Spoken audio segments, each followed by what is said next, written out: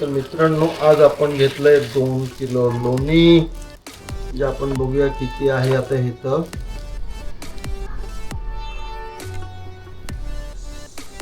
साधारणतः 2 kilo 11 gram, म्हणजे बरोबर 2 किलो लोणी आहे.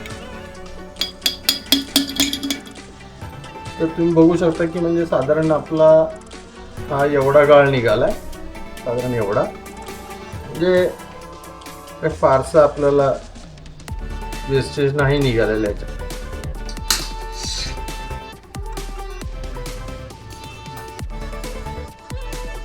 तर मित्रांनो, आज आपण घेतलंय 2 किलो लोणी, जे आपण बघूया किती आहे आता इथं.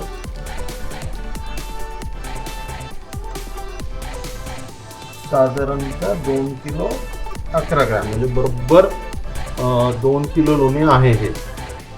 तर तुम्ही बघू शकता आता हे 2 किलो लोण्यापासून आपण बनवणार आहोत तूप. आता हे जे लोणी आहे हे आपण आणलंय बेळगाववरून. तर पिवळं धमकदार लोणी आहे, जे ॲक्च्युली आपण ठेवलं होतं फ्रीझरमध्ये, जे आपण आता एक अर्धा तास झालं काढलंय. अजून एक अर्धा तास आपण थांबूया. मित्रांनो, तुम्ही बघू शकता आपण आता काय केलंय, एक 7.5 लिटरचा कुकर घेतलाय आणि त्याच्यामध्ये हे 2 किलो लोणी वितळायला ठेवलंय. अजूनही हे रूम टेम्परेचरला आलेलं नाहीये, त्यामुळे मी थोडा अजून वेळ इथं असंच ठेवणार आहे. कारण हे लोणी आणून नाही म्हटलं तरी साधारणतः एक महिन्याच्या वर तर झालंच आहे नक्की, 1-1.5 महिन्याच्या आसपास. आणि ह्याचा जो पिवळा कलर आहे म्हणजे हे गाईच्या दुधापासून बनवलेलं लोणी आहे. आता आपण हे लोणी आणलंय, ते आणलंय बेळगाववरून. आता बघूया ह्याचं तूप कसं बनतंय ते. आणि लवकर बनतं, अगदी झटपट बनतं, आणि काय रॉकेट सायन्स असा काय प्रकार नाही आहे. मित्रांनो, तुम्ही बघू शकता की आपण आपला गॅस अगदी मंद आचेवर चालू ठेवलाय. आता ते लोणी तर पूर्ण वितळलं नाही, कारण ते आपण फ्रीझरमधनं काढलं होतं, त्याला खूप उशीर लागेल. मी अगदी लो फ्लेमवरती हे लोणी वितळायला ठेवलेलं आहे, आणि ते हळूहळू वितळतं आणि त्याचा तुम्ही रंग बघू शकता. ते बऱ्यापैकी वितळत चाललंय. आता आपलं लोणी बऱ्यापैकी हळूहळू वितळायला लागलंय, आणि कुठलाही चमच्याचा वापर नाही केलेला आहे ह्या वेळेला आपण, किंवा कुठलंही त्याला हलवायसाठी गरज पण नाही आहे. फक्त आपण काय केलंय, अगदी मंद आचेवरती, म्हणजे अगदी स्लो फ्लेमवरती आपण हे वितळत चाललोय. लवंग घालतं, कोणी काय घालतं, पण मला नाही वाटत की याची जी ओरिजिनल टेस्ट आहे ती तशीच राहू द्यावी. त्यामुळं आपण ह्यात काहीही घालत नाही आहे. आपण फक्त जे लोणी आहे त्याच्यापासून फक्त तूप बनवणार आहे, तेही शुद्ध तूप. ह्याच्यात कुठलीही भेसळ नाही आहे किंवा काहीही नाही आहे. फक्त तुम्हाला एकच काळजी घ्यायची, ती म्हणजे कुठूनही तुम्ही लोणी घ्या, पण ते उच्च प्रतीचं असलं पाहिजे. आणि मी वारंवार सांगतोय, ह्याचा पिवळा कलर जो आहे तो गाईच्या दुधापासून हे बनवलेलं लोणी आहे, आणि मी हे लोणी आणलंय बेळगाववरून. तर तुम्ही बघू शकता आपलं लोणी बऱ्यापैकी वितळत आलेलं आहे.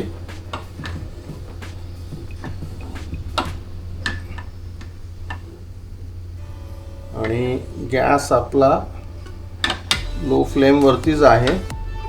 आपण ह्याच्यात कुठलाही पदार्थ मिसळलेला नाही. जे लोणी आहे ते तुमच्या समोरच वितळत चाललेलं आहे, आणि ते जसं जसं वितळत जाईल तसं तसं आपली तुपाची प्रक्रिया होत राहील. जेवढ्या मंद आचेवरती आपण ते तूप वितळू तेवढं ते छान लागेल.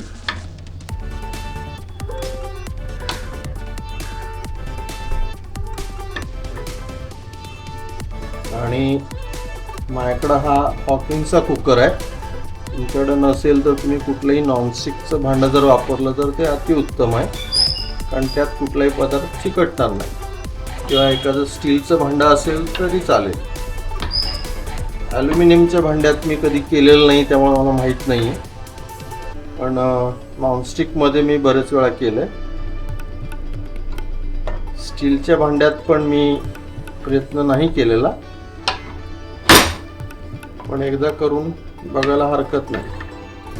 आणि तुम्ही बघू शकता आपलं आता दोन्ही बऱ्यापैकी वितळलेलं आहे. अजून आपण 5-10 मिनटं वाट बघूया. आता आपण साधारणतः हलकासा गॅसची फ्लेम वाढवली होती. आता गॅसची फ्लेम वाढवल्यामुळं काय झालं हे बघा तुमच्या समोर आहे. म्हणजे जे बबल्सचं प्रमाण आहे ते वाढत गेलं, पण आपल्याला मुळात हे करायचं नाहीच आहे. म्हणजे थोडक्यात आपण काय केलं की आपण ह्याची प्रक्रिया जी आहे ती फास्ट केली. पण आता हा फेस वरती येणार, तर आपण परत आपला गॅस लो फ्लेमवरती केला की जेणेकरून तो फेस अजून वरती येता कामा नये.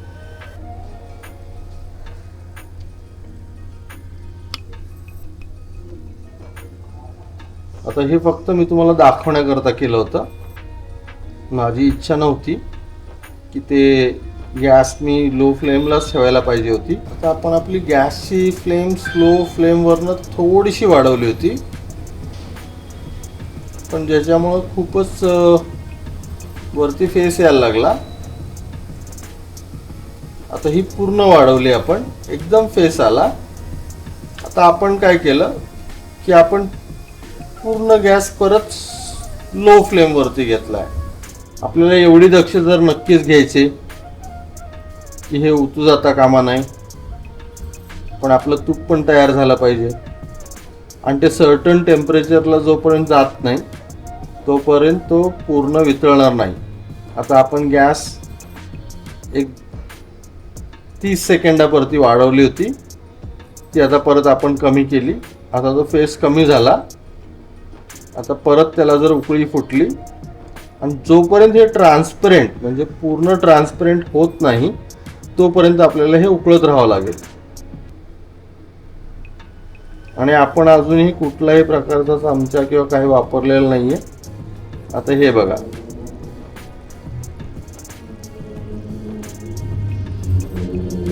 आपला कलर बऱ्यापैकी तोच मेंटेन राहिलाय आणि आपली तुपाची प्रक्रिया आता हळूहळू होत चालली आहे. तर तूप बनवताना थोडेसे प्रिकॉशन घ्यावे लागतील, थोडेसे पेशन्स ठेवावे लागतील. पण आपल्याला आपलं शुद्ध तूप पाहिजे, जे मुलांना आवडतं.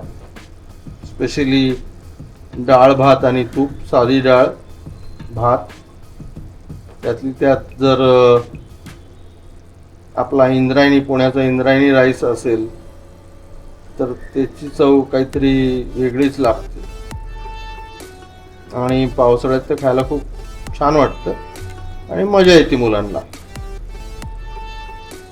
तर जसं तुम्ही बघताय की आता आपली उकळी छानपैकी होत चालली आहे आणि आपण प्रयत्न करतोय की ह्याच्यापासून कमीत कमी वेस्टेज निघावा.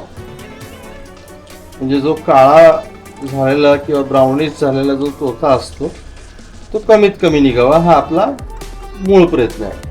आता आपण लो फ्लेमवरनं गॅस थोडा वाढवलाय आणि तुम्ही बघू शकता की त्याला एवढा फेस येत नाहीये. म्हणजे आपलं आता तूप तयार होण्याच्या ऑलमोस्ट आपण 80% तरी जवळ आलेलो आहोत. कारण हे जर समजा फेस येत राहिला असता, आता ते जसं जसं ट्रान्सपरंट होत जाईल. आता ह्या वेळेला म्हणजे शेवटच्या क्षणी आपण काय केलं की त्याला ऑलमोस्ट 80% हीटपर्यंत नेलं आणि आता आपण त्याची जो गॅस आहे तो स्लोपासून मिडपर्यंत नेला आहे. आणि तुम्ही बघू शकता की जशी जशी ही शायनिंग जशी जशी येत राहील म्हणजे आपलं तूप तयार होत आहे. आणि जेवढं शायनिंग त्याला त्या तुपाला येत राहील म्हणजे ते ट्रान्सपरंट शेवटच्या जवळ आहे आणि जसं ट्रान्सपरंट पूर्ण झालं ते म्हणजे आपलं तूप तयार झालं.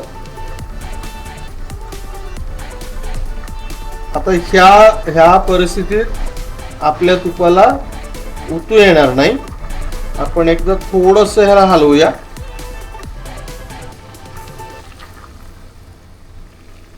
आता आपलं तूप ऑलमोस्ट 90% आसपास तयार झालेलं आहे.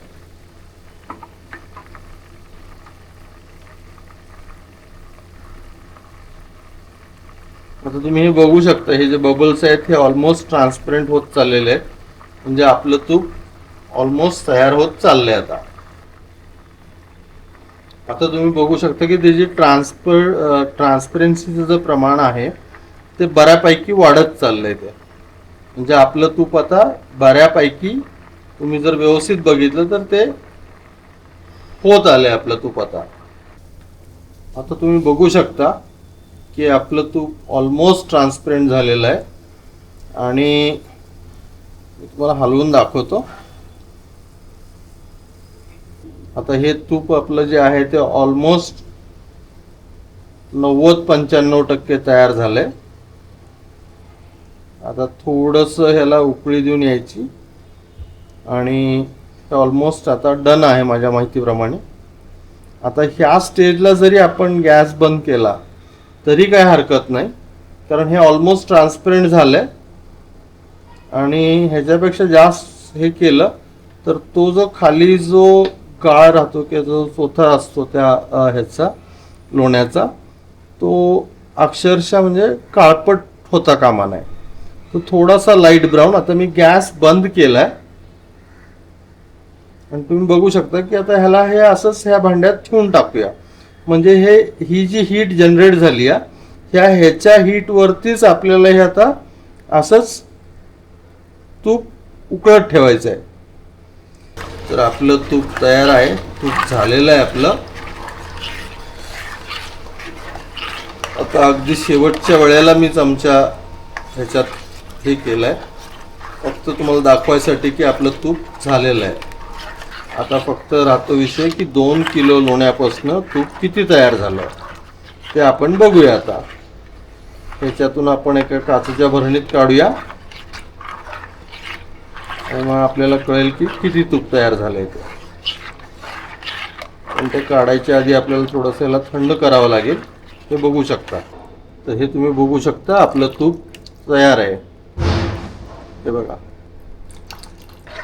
तर मित्रांनो, आपलं तूप तयार झालंय ते घरच्या घरी. आता तुम्ही बघू शकता.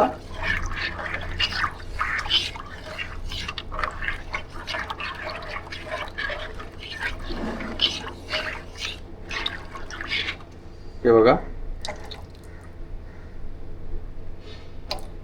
त्याच्यात जास्त प्रकारचा कुठलाही चोथा नाहीये. अगदी बारीक बारीक तुम्हाला जर दिसत असतील तर हे आपलं फक्त एसिडियाई जो आपण गाळणीनं काढून टाकू. आता हे आपण लोणी घेतलं होतं ते 2 किलो घेतलं होतं. आता थोडंसं थंड झाल्यावर आपण आपल्या काचेच्या भरणीत काढूया पूर्ण. आणि मी तुम्हाला दाखवतो की हे 2 किलो लोण्यापासून शुद्ध तूप घरच्या घरी किती निघा.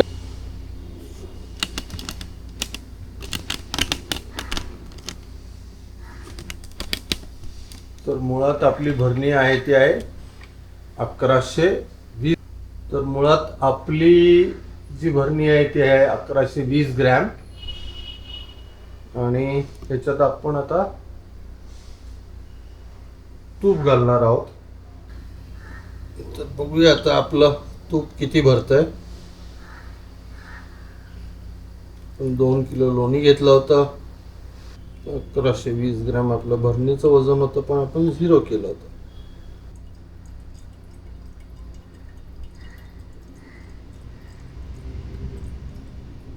थोडंसं याला चमच्याने दाबूया. तुम्ही बघू शकता की म्हणजे एक चहापत्तीचा जो गाळा असतो तेवढा आपला गाळा ऑलमोस्ट निघालाय. तर तुम्ही बघू शकता की म्हणजे साधारण आपला हा एवढा गाळ निघालाय. साधारण एवढा, म्हणजे काय फारसा आपल्याला वेस्टेज नाही निघालेलं याच्यामध्ये.